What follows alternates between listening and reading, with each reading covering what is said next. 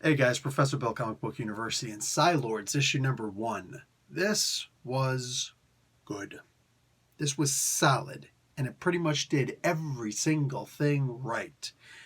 We'll talk a whole lot more about that after I tell you about who made this comic book. So let's get started with that. We got the writer is Fred Van Lent, artist Renato Guedes, letters Dave Sharp. And anything else? Oh, a whole bunch of covers by a whole bunch of people. Rod Race does one of them, and a lot of other people. Sorry, I'm just not getting into all that.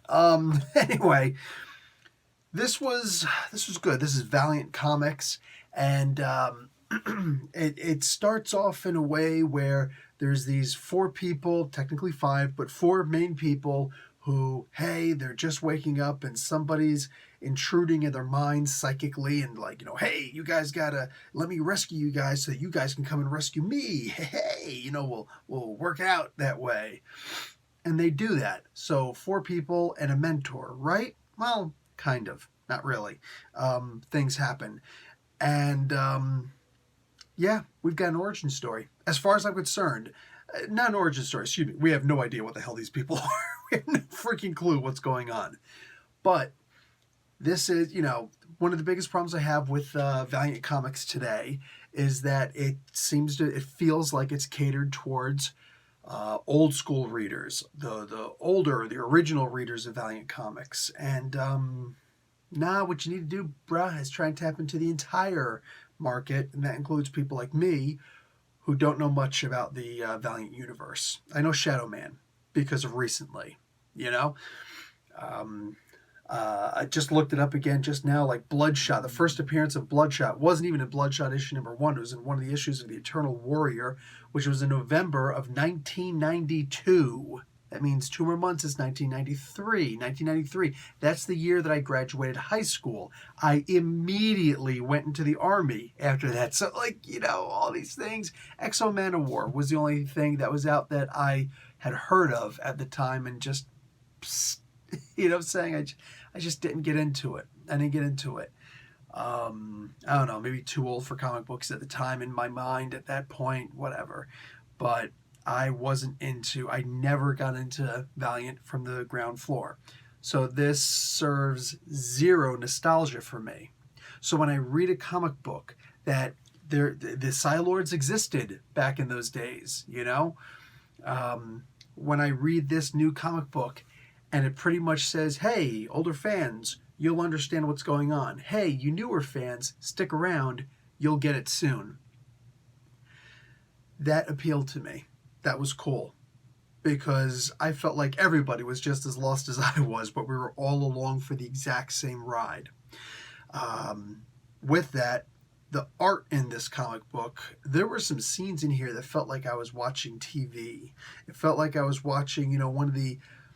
I'm used to the old school G1 Transformers cartoon. You know what I'm saying? I'm used to the He-Man and the Masters of the Universe from way back in the day, the original airing and all that stuff, man. Like, that's what I'm used to. Spider-Man and His Amazing Friends. So the modern day cartoons, my kids watch them like, damn, I didn't have stuff like this when I was a kid.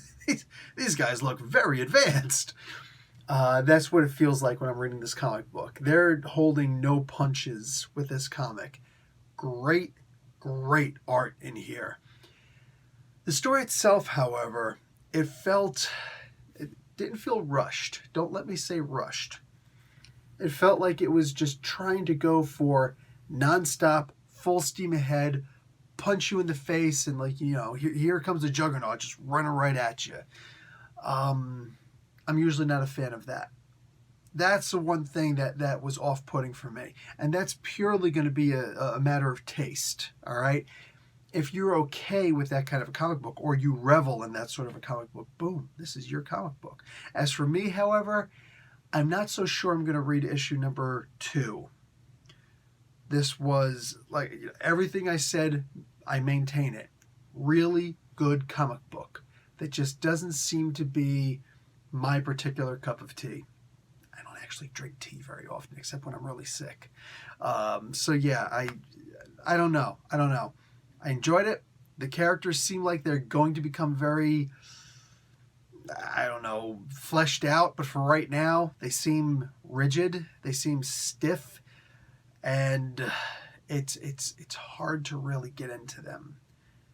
But we'll see. We'll see. Next month, July 27th, I think that's when the next issue comes out. I might give it a shot.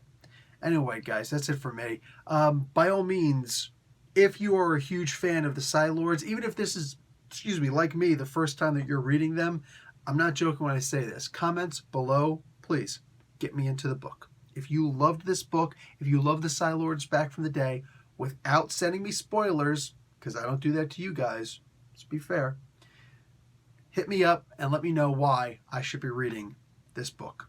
All right, why I should definitely get issue number 2. Yeah, I don't usually put that call to action out, but it's on you guys now. Professor Bill, Comic Book University. Class dismissed.